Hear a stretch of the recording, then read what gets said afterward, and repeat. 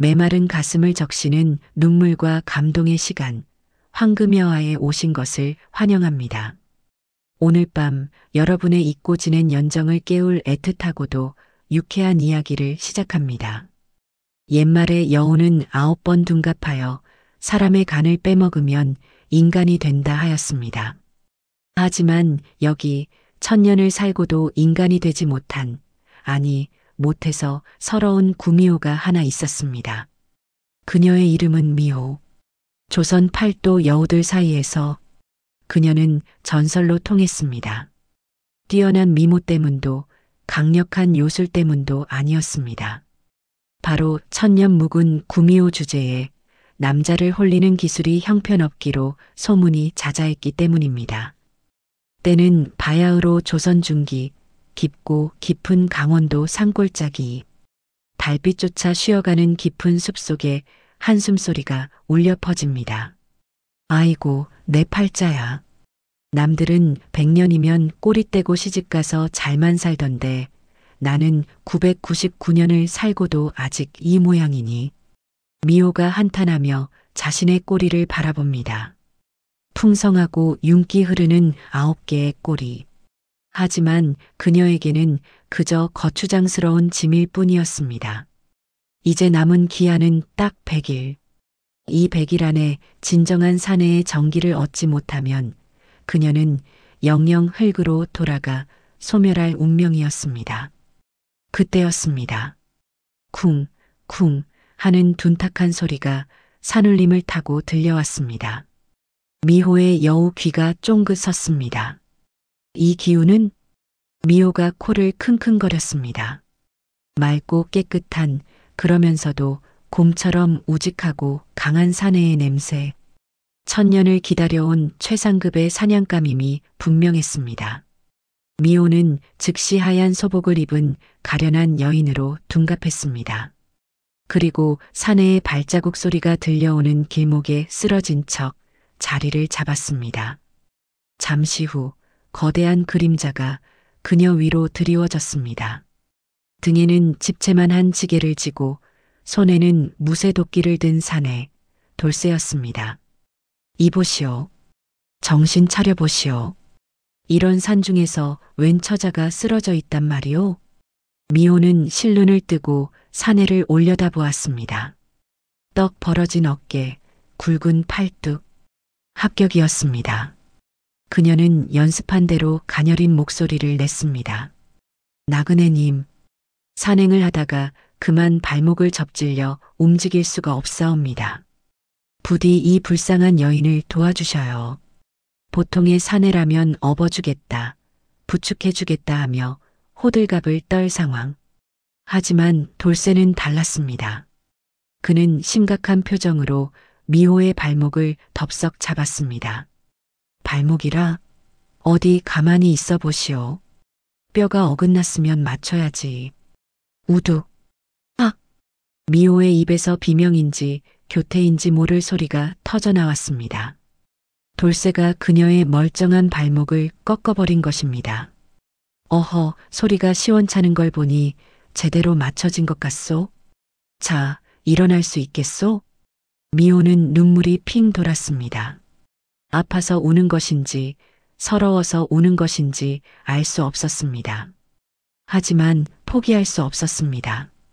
그녀는 눈물 고인 눈으로 돌쇠를 올려다보며 이번에는 보호 본능 자극 작전을 펼쳤습니다. 다리가 너무 아파 걸을 수가 없어요. 저 아래 마을까지만 데려다 주시면 안 될까요? 돌쇠는 곤란한 듯 머리를 극적였습니다. 거참 내 지게에 나무가 가득한데. 할 수 없지. 미호는 내심 쾌재를 불렀습니다. 사내의 등에 업히면 자연스럽게 스킨십이 오가고 그러다 보면 정분이 나는 법이니까요. 하지만 다음 순간 미호의 세상이 빙글 돌았습니다. 으라차차. 돌쇠가 미호를 쌀가마니 짐짝처럼 번쩍 들어 올려 지게 위 장작더미 꼭대기에 얹어버린 것입니다. 자, 꽉 잡으시오. 떨어지면 진짜 뼈도 못 추리니까. 엉덩이 밑으로 울퉁불퉁한 참나무 장작이 찔러대고 고공행진하는 지게 위에서 미호는 공포에 질려 돌쇠의 지게 작대기만 꽉 부여잡았습니다. 로맨스는커녕 생존을 걱정해야 할 판이었습니다. 이것이 바로 꼬리 짧은 구미호 미호와 곰 같은 사내 돌쇠의 잘못된 만남의 시작이었습니다. 그렇게 얼떨결에 돌쇠의 오두막에 얹혀 살게 된 미호. 그녀는 100일 안에 어떻게든 돌쇠를 유혹해 거사를 치르기로 결심했습니다. 돌쇠는 부모 없이 홀로 사는 노총각이었고 집은 산속 깊은 곳에 있어 방해꾼도 없었으니 조건은 완벽했습니다. 단 하나 돌쇠가 눈치가 없어도 너무 없다는 것만 빼면 말입니다. 어느 비 오는 밤이었습니다. 빗소리가 운치 있게 들리고 방 안에는 묘한 정막이 흘렀습니다. 미호는 기회다 싶어 은근슬쩍 돌쇠의 곁으로 다가갔습니다. 그리고는 젖은 옷이 달라붙은 척 어깨를 살며시 드러내며 나직이 속삭였습니다. 나그네님, 비가 오니 몸이 으슬으슬 춥네요. 혹시 체온을 좀 나눠주실 수 있나요? 보통의 사내라면 당장 이불을 펴거나 겉옷을 벗어주며 껴안아줄 타이밍이었습니다. 돌쇠는 걱정스런 눈빛으로 미호를 바라보더니 벌떡 일어났습니다. 춥다고? 그럴 줄 알았소. 비 맞고 돌아다니니 당연히 춥지. 기다리시오. 돌쇠는 밖으로 나가더니 펄펄 끓는 아궁이 불을 방바닥이 타들어갈 정도로 지피기 시작했습니다. 잠시 후 방 안은 찜질방을 넘어 거의 불가마 수준이 되었습니다. 자, 이제 따뜻하지 않소? 땀을 푹 빼야 감기가 달아나는 법이요. 미호는 땀을 뻘뻘 흘리며 속으로 비명을 질렀습니다. 뜨거워 죽겠는데 돌쇠는 흐뭇한 표정으로 그녀에게 두꺼운 솜니부를 머리 끝까지 덮어 씌웠습니다. 이거 덮고 한숨 푹 주무시오. 내 땀 식을까봐 방문은 꼭 닫고 나갈 테니. 미호는 이불 속에서 주먹을 꽉 쥐었습니다. 유혹은커녕 탈수 증세로 여우 구슬이 말라버릴 지경이었습니다. 미호는 작전을 바꾸기로 했습니다. 은근한 유혹이 안 통한다면 직접적인 스킨십으로 승부를 보기로 한 것이죠. 어느 날 저녁 하루 종일 장작을 패고 돌아온 돌쇠가 마루에 앉아 어깨를 주무르고 있었습니다. 미호는 이때다 싶어 고운 목소리로 다가갔습니다. 나그네님 많이 피곤하시죠? 제가 어깨 좀 주물러 드릴까요? 미호는 돌쇠의 뒤로 돌아가 단단한 어깨에 손을 올렸습니다. 손끝에 여우의 기운을 살짝 실어 닿기만 해도 온몸이 노곤해지고 기분이 묘해지는 황홀의 안마를 시작했습니다. 어떠세요? 시원하신가요? 미호가 귓가에 입바람을 불어넣으며 묻자 돌쇠의 몸이 움찔했습니다. 반응이 온 것입니다. 미호가 회심의 미소를 지으며 손길을 더 깊숙이 넣으려던 찰나 돌쇠가 고개를 젖히며 괴성을 질렀습니다. 으악, 낭자, 소나기 힘이 장사요. 네. 돌쇠는 시원한 게 아니라 아파서 눈물이 찔끔난 표정이었습니다.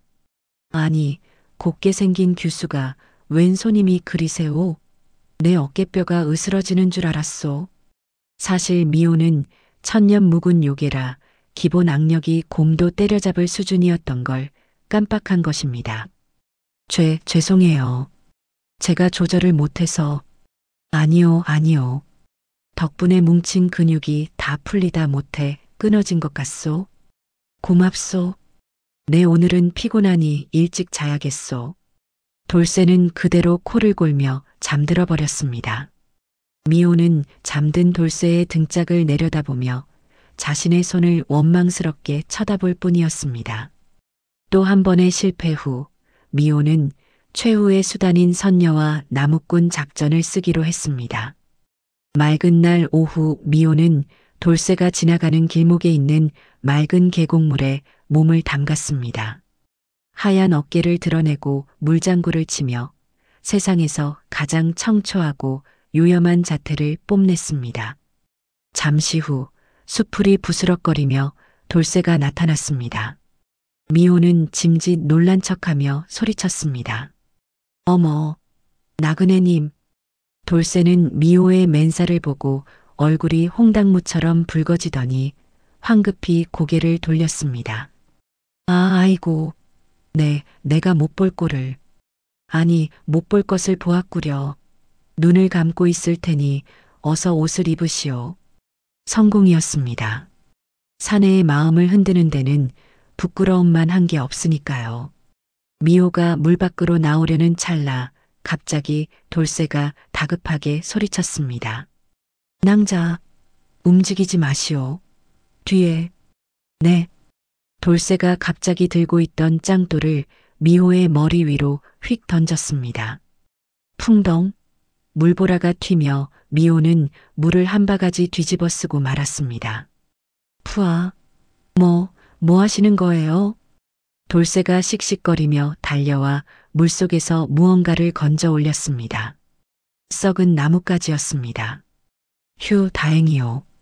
큰 물뱀인 줄 알았는데 나뭇가지였구려. 낭자를 물까봐 내 10년 감수했어. 미호는 머리에 물미역을 뒤집어 쓴 채 멍하니 서 있었습니다. 로맨틱한 목욕시는 순식간에 물뱀 퇴치 작전으로 끝나버리고 말았습니다. 하지만 미호의 마음이 흔들리기 시작한 건 뜻밖의 장소에서였습니다. 5일장이 열리던 날 두 사람은 장터 나들이를 나갔습니다. 돌쇠는 미호가 걷기 힘들까봐 미호의 짐까지 몽땅 자신의 지게에 싣고 땀을 뻘뻘 흘리며 걷고 있었습니다. 그때 마을 어귀의 주막집 딸 춘심이가 꼬리를 치며 나타났습니다. 어머, 돌쇠 오라버니. 오랜만이네요. 오늘도 힘이 장사시네. 저 무거운 걸 혼자 다 드시고. 춘심이는 돌쇠의 팔뚝을 은근슬쩍 만지며 교태를 부렸습니다. 미호의 눈썹이 꿈틀했습니다. 감히 내 먹잇감에게 꼬리를 쳐? 허허, 춘심이 아니냐. 잘 지냈느냐. 돌쇠가 사람 좋게 웃어주자 춘심이는 더 신이 나서 매달렸습니다. 오라버니, 우리 주막에 와서 막걸리나 한 사발하고 가세요. 제가 공짜로 드릴게. 미호는 속에서 뜨거운 불덩이가 치밀어 오르는 것을 느꼈습니다. 간을 못 먹어서 화가 나는 걸까? 아니면 질투? 미호는 자신도 모르게 여우의 요력을 쓰고 말았습니다. 휘잉. 갑자기 마른 하늘에 돌풍이 불어 춘심이의 치마가 뒤집어졌습니다. 야! 춘심이가 망신스러워하며 주막으로 도망치자 미호는 고소한 듯 웃음을 터뜨렸습니다. 그런데 돌쇠가 미호의 앞을 가로막아 바람을 등지고 서는 것이 아니겠습니까? 낭자, 괜찮소? 바람이 거세니 내 뒤에 숨으시오. 먼지 들어갈라. 춘심이가 날아가든 말든 오직 미호에게 먼지가 묻을까봐 걱정하는 돌쇠. 그 듬직하고도 바보 같은 등판을 보며 미호의 심장이 쿵 하고 내려앉았습니다. 어라, 나 왜 이러지? 심장이 왜 이렇게 빨리 뛰지? 간 때문이야? 아니면 사랑 때문이야? 그날 밤 천둥 번개가 요란하게 치던 밤이었습니다. 미호는 이번에야말로 성공하리라, 아니, 이 복잡한 마음을 확인하리라 다짐했습니다. 야, 무서워요. 미호는 천둥 소리에 맞춰 돌쇠의 품으로 뛰어들었습니다. 와락 안기는 부드러운 감촉. 돌쇠의 몸이 뻣뻣하게 굳었습니다. 드디어 반응이 오는가 싶어 미호가 고개를 들어 그윽한 눈빛을 보내려는 찰나 돌쇠가 비장한 목소리로 외쳤습니다. 걱정 마시오. 내가 귀신이든 도깨비든 다 때려잡아 줄 테니. 돌쇠는 미호를 방구석에 고이 모셔두고는 문 밖에 나가 도끼를 들고 밤새도록 보초를 섰습니다. 저기요, 나그네님? 그냥 제 옆에 있어 주시면 되는데. 쉿! 잡기가 들어오지 못하게 지키는 중이니 안심하고 주무시오. 방 안에서 홀로 남겨진 미호는 허탈함에 웃음조차 나오지 않았습니다. 저 곰탱이를 잡아먹느니 차라리 내가 쑥과 마늘을 먹고 사람이 되는 게 빠르겠다 싶었습니다. 하지만 창호지 문 너머로 비치는 돌쇠의 그림자를 보며 미호는 깨달았습니다. 천년을 살면서 수많은 사내를 만났지만 자신의 간이나 미모가 아니라 그저 미호라는 존재 자체를 이토록 귀하게 여겨준 사람은 돌쇠가 처음이라는 것을요. 미호가 배가 아픈 척 연기를 하면 돌쇠는 험한 산을 넘어 약초를 캐왔습니다. 미호가 입맛이 없다 투정을 부리면 서툰 솜씨로 산딸기를 따다가 꿀에 재워 내밀었습니다. 드시오. 입이 까다로운 걸 보니 귀한 집 규수였던 모양인데 이 산골에 먹을 게 없어 미안하오. 돌쇠의 투박한 손에 들린 산딸기 그릇을 보며 미호는 눈시울이 붉어졌습니다. 결국 그녀는 인정할 수밖에 없었습니다. 사냥감에게 사랑에 빠져버린 실패한 구미호가 되었다는 것을 말입니다. 어느새 100일의 기한이 코앞으로 다가왔습니다. 이제 미호는 선택해야 했습니다. 돌쇠를 죽이고 인간이 될 것인가 아니면 돌쇠를 살리고 자신이 소멸할 것인가. 그리고 운명의 99일째 밤. 그날따라 달은 유난히 밝았고 돌쇠는 평소보다 일찍 밥상을 물렸습니다. 미호는 떨리는 손으로 돌쇠의 술잔에 잠이 오는 약초를 탔습니다. 오늘 밤 그가 잠들면 정기를 취해야 했습니다. 돌쇠는 미호가 따라주는 술을 단숨에 비웠습니다. 그리고는 취기가 오르는지 불구스름해진 얼굴로 미호를 빤히 바라보았습니다. 미호 낭자. 네, 나그네님. 네, 가진 것 없는 놈이라 낭자에게 해줄 게 없소. 헌데 내일이면 낭자가 떠난다고 생각하니 참말로 가슴이 먹먹하구려. 미호의 손이 멈칫했습니다. 그게 무슨 말씀이세요? 나도 눈치는 있소. 낭자가 이 산골에 어울리지 않는 사람이라는 거. 다 나으면 떠나야지. 그렇고 말고. 돌쇠는 씁쓸하게 웃으며 품에서 무언가를 꺼냈습니다. 그것은 곱게 깎은 나무 비녀였습니다. 투박하지만 정성이 가득 들어간 세상에 하나뿐인 비녀. 가서 좋은 짝 만나시오. 나는 낭자가 밥 먹는 모습만 봐도 배가 불렀으니 그걸로 되었소. 돌쇠는 그 말을 남기고 스르르 잠이 들었습니다. 미호는 손에 쥔 비녀를 내려다보았습니다. 나무 냄새가 나는 비녀 위로 투둑, 투둑 눈물이 떨어졌습니다. 바보 같은 사람. 내가 구미호인 줄도 모르고, 내가 당신을 죽여야 하는 줄도 모르고. 미호는 잠든 돌쇠의 가슴에 손을 얹었습니다. 따뜻하고 힘찬 심장 박동이 손바닥을 타고 전해져 왔습니다. 이 심장을 멈추게 하면 그녀는 꿈에 그리던 인간이 될 수 있었습니다. 미호의 손톱이 날카롭게 자라났습니다. 여우의 눈동자가 붉게 빛났습니다. 하지만 못해. 난 못해. 미호는 울부짖으며 손을 걷었습니다. 천년의 염원보다 지금 눈앞에 있는 이 바보 같은 사내의 투박한 진심이 더 소중하다는 것을 깨달았기 때문입니다. 결국 미호는 돌쇠를 살리기로 결심했습니다. 그리고 날이 밝기 전에 이곳을 떠나 아무도 없는 곳에서 조용히 소멸을 맞이하리라 마음먹었습니다. 미호는 짐을 챙겨 조용히 방문을 열었습니다.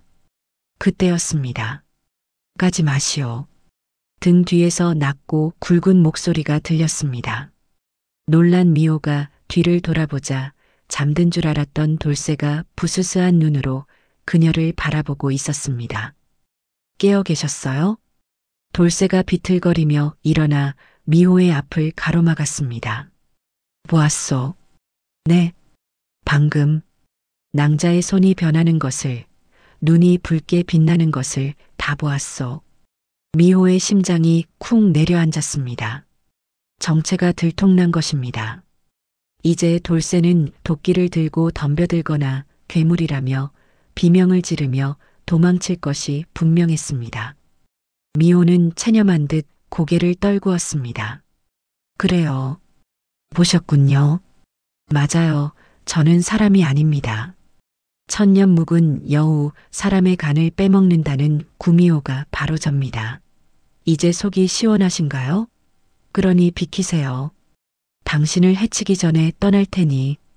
미호는 짐진 무서운 표정을 지으며 돌쇠를 밀치려 했습니다. 하지만 돌쇠는 꼼짝도 하지 않았습니다. 오히려 돌쇠는 미호의 떨리는 어깨를 덥석 잡았습니다. 간이 필요하면 가져가시오. 뭐라고요? 내 간 하나면 낭자가 사람이 될 수 있는 거요? 그럼 가져가시오. 어차피 낭자가 없으면 나는 빈 껍데기나 다름없소. 껍데기로 사느니 낭자의 일부가 되어 사는 게 낫지 않겠소. 돌쇠는 옷고름을 풀고 자신의 가슴을 내어주었습니다. 미호는 멍하니 그를 바라보았습니다. 두려움도 혐오도 없는 눈빛. 그저 사랑하는 이를 위해 모든 것을 내어주겠다는 그 무모하고도 거대한 진심 앞에 미호는 그만 다리에 힘이 풀려 주저앉고 말았습니다. 이 미련한 곰탱아, 누가 간을 달래? 내가 원한 건 간이 아니라 당신의 마음이었단 말이야. 미호는 어린아이처럼 엉엉 울음을 터뜨렸습니다. 돌쇠는 그런 미호를 와락 끌어안았습니다. 미안하오. 내 아는 게 없어 낭자를 울리기만 했구려. 울지 마시오. 낭자가 여우든 사람이든 내게는 그저 고운 내 색시일 뿐이니. 그 순간이었습니다. 밤하늘의 달이 구름을 벗어나 환하게 빛나기 시작했습니다. 두 사람을 감싸는 신비로운 빛. 미호의 몸을 감싸고 있던 9개의 꼬리가 빛과 함께 사라지기 시작했습니다. 내 꼬리가, 내 꼬리가. 천년 동안 그녀를 올가매던 짐승의 굴레가 벗겨지고 있었습니다. 간을 취해서가 아니었습니다. 진정한 사랑을 깨닫고 스스로를 희생하려 했던 그 마음이 하늘을 감동시킨 것입니다. 혹은 곰 같은 사내의 지독한 사랑이 요술마저 녹여버린 것일지도 모릅니다. 날이 밝았을 때 오두막에는 더 이상 구미호는 없었습니다. 그저 서로를 사랑스럽게 바라보는 한 쌍의 남녀가 있을 뿐이었습니다. 그 후로 두 사람은 어떻게 되었냐고요? 들리는 소문에 의하면 돌쇠는 여전히 눈치가 없어 미호의 속을 긁어놓지만 밤마다 미호의 꼬리가 9개였던 시절 이야기를 하며 밤새는 줄 모른다고 합니다. 물론 미호가 가끔 밥상에서 고기 반찬이 적으면 눈이 붉게 변한다는 흉흉한 소문도 있지만 그건 아마도 사랑 싸움의 일종이겠지요. 오늘의 이야기가 여러분의 마음에 잔잔한 파동으로 남기를 바랍니다. 이 먹먹하고도 흐뭇한 여운을 계속 함께하고 싶으시다면 구독과 좋아요로 황금여화의 손을 잡아주세요. 꿈결 같은 편안한 밤 보내시길 바랍니다.